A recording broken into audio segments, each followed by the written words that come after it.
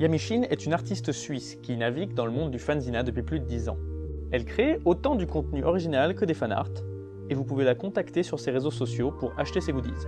Actuellement, elle travaille principalement sur son shonen manga Green Mechanic, édité chez Kiun. L'histoire se déroule dans un monde post-apocalyptique où les ersatz terrorisent les humains.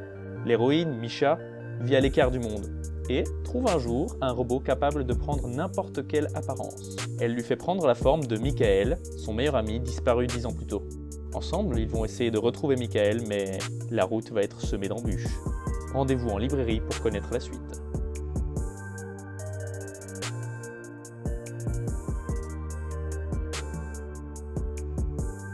Monica Delgado est une illustratrice vivant en Suisse et qui, aussi longtemps qu'elle s'en souvienne, n'a jamais pensé à faire autre chose que de l'art dans sa vie.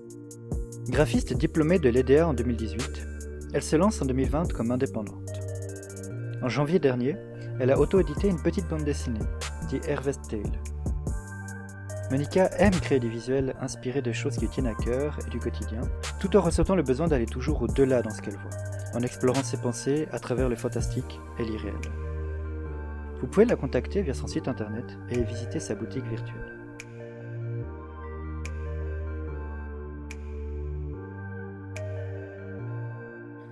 Poncho est une habituée de Japan Impact puisqu'elle a été présente durant 8 éditions.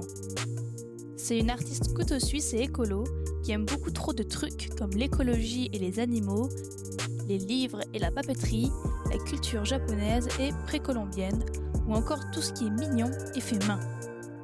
À la base, c'est une graphiste et illustratrice agréée, mais elle expérimente des trucs dans son atelier et tient une boutique en ligne esti nommée Alpa Collection où vous retrouverez un joyeux mélange de toutes ses passions. Récemment, Poncho a publié une série de carnets pour aider à l'apprentissage du japonais que vous pouvez commander sur son Etsy ou en impression à la demande via Amazon.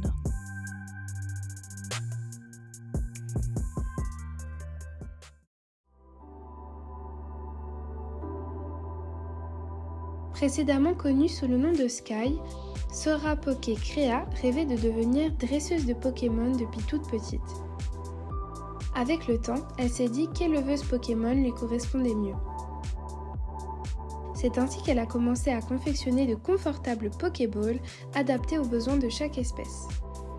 Les Pokémon élevés par Sora Poké Crea en Suisse sont uniques et c'est pourquoi chaque Pokéball le sont aussi. Les monstres de poche attendent avec impatience d'être adoptés par des dresseurs aimants. Notez qu'aucun Pokémon n'a été maltraité durant sa capture au Japon. Visitez sa boutique Etsy pour tous les chouchouter.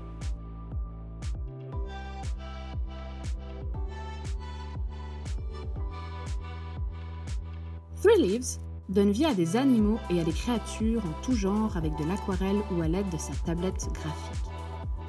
La nature et ses habitants sont sa source principale d'inspiration, de même que les mondes fantastiques et le quotidien. Cette artiste suisse dessine depuis toute petite et grâce à son apprentissage d'Interactive Media Designer, elle s'exprime également à travers la 3D, l'animation ou le graphisme. Elle est actuellement Digital Learning Designer, mais l'illustration restant son domaine favori, elle reste ouverte aux commandes. Vous pouvez la contacter sur les réseaux sociaux ou visiter sa boutique Etsy.